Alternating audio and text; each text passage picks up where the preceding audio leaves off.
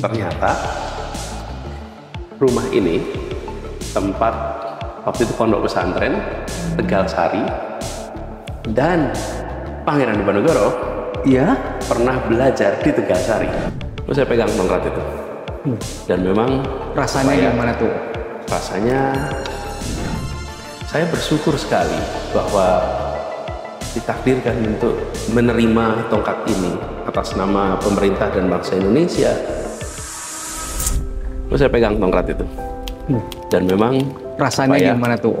rasanya ya sangat berwibawa ya ininya, tongkatnya itu, cokro atau cakra itu.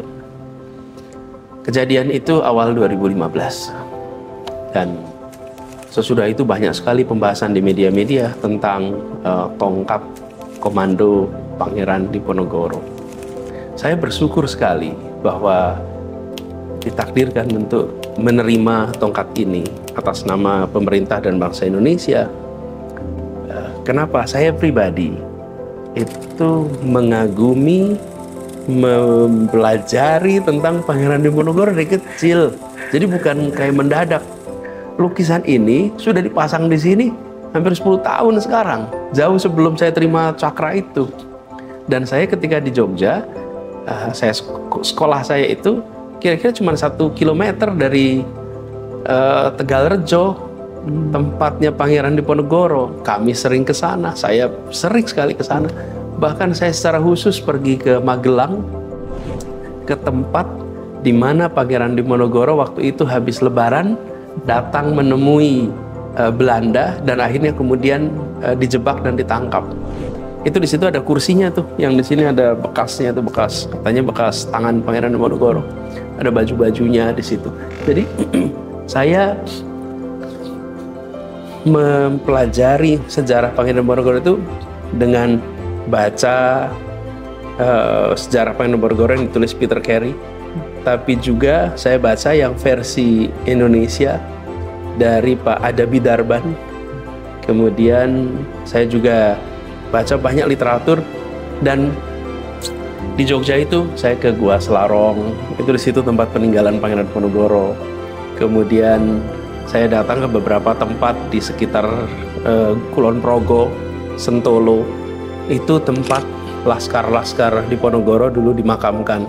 Jadi saya pernah datang sebuah tempat di Kulon Progo, masjid. Kami waktu itu bangun sumur di sana, datang sumur untuk masjid. Selesai acara, di belakang itu ada makam tua gitu. Saya tanya, ini makam apa? Ini Pak, semuanya adalah laskar Pangeran Diponegoro. Nah, ada satu lagi. Waktu kami bangun rumah ini, terinspirasi dari cerita Pangeran Diponegoro itu, kami menanam pohon sawo kecil di depan rumah. Wow. Ada sekarang? Ada di depan itu. Kenapa sawo kecil itu? Jadi gini, banyak orang melihat kalau rumah di Jawa itu sering di depan rumahnya ada pohon sawo kecil. Jadi begini ceritanya. Ketika Pangeran Diponegoro itu ditangkap, lalu dibawa ke pengasingan, waktu itu janjinya mau dibawa haji sebetulnya. Ditipu ya? Ternyata dibawa ke pengasingan di Sulawesi. Pengikut-pengikutnya berkeyakinan bahwa Pangeran Diponegoro akan kembali. Dan kalau dia kembali, dia akan memimpin terus perjuangan menghadirkan keadilan. Karena memang perjuangan Pangeran Diponegoro itu menghadirkan keadilan. Membebaskan rakyat dari cengkeraman baik feodalisme maupun kolonialisme. Itulah sebabnya satu-satunya perjuangan yang menggerakkan seluruh rakyat. Nah, lalu pengikut-pengikutnya ini tersebar di banyak tempat. Mereka menyepakati, nanti kalau Pangeran Diponegoro balik, kita akan kumpulkan mereka semua.